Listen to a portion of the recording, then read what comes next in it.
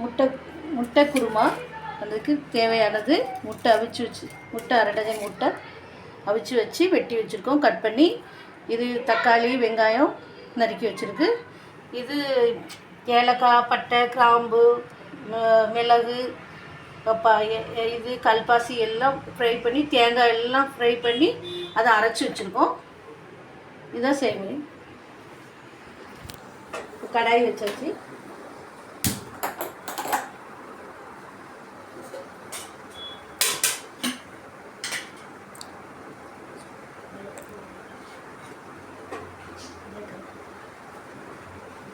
சூடாகணும் இரு. கடாய் சூடானோடனே கொஞ்சம் எண்ணெய் விடணும். 3 ஸ்பூன் எண்ணெய்.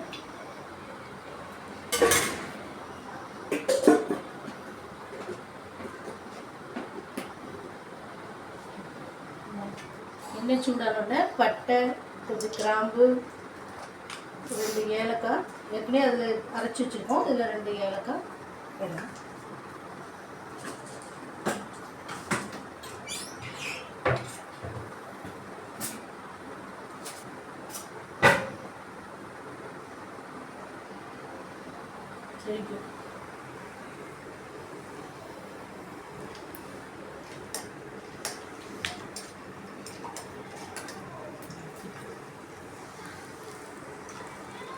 பட்டை இல்லை கிராம்பு நல்லா வதங்கினப்போ வெங்காயம் தக்காளி வச்சு வச்சுருக்கிறத நல்லா வதக்கணும். எண்ணெயில் போட்டு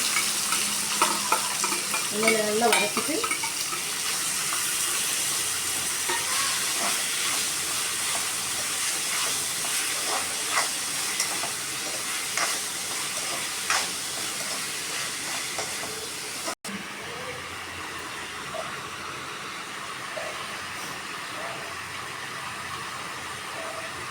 வதக்கும் போதே கொஞ்சம் உப்பு போட்டோன்னா சீக்கிரம் இதாகி வெந்துடும். வெங்காயம்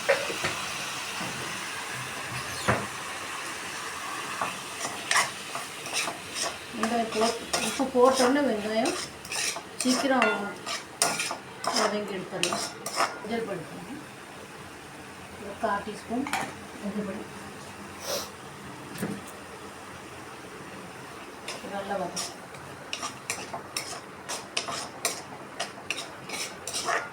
நல்லா தக்காளி வெங்காயம் நல்லா வதங்கிட்டு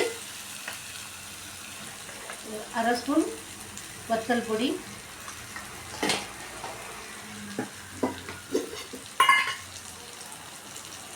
1/2 ஸ்பூன்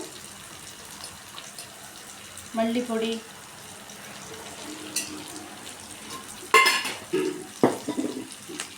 நல்லா வதக்கணும்.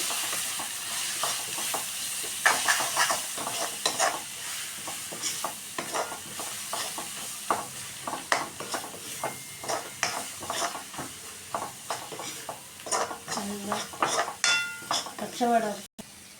அதாவது மசாலா அரைச்சி வச்ச மசாலாவை தக்காளி வெங்காயத்து கூட போடணும். போட்டு அரைச்சி வச்ச ஜார்லேயே இந்த தண்ணி அதில்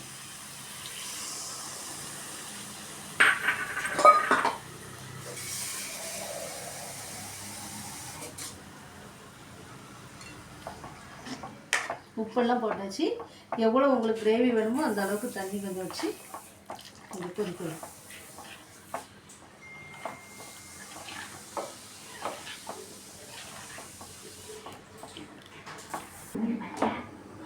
மூடியை திறந்து முட்டை குருமா நல்லா வற்றி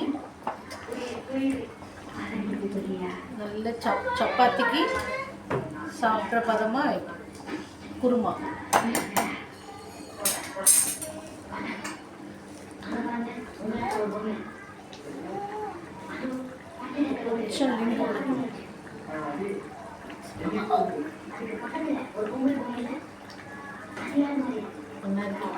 கொஞ்சம் நறுக்கி வச்சுக்க முட்டையை குருமால சேர்த்து அடுப்பை ஸ்லோ பண்ணி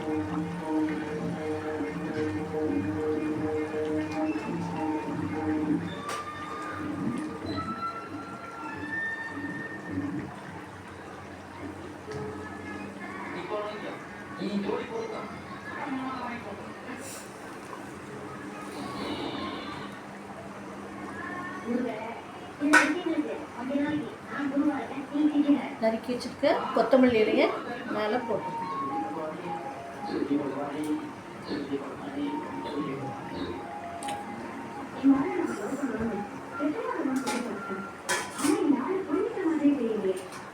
ஒரு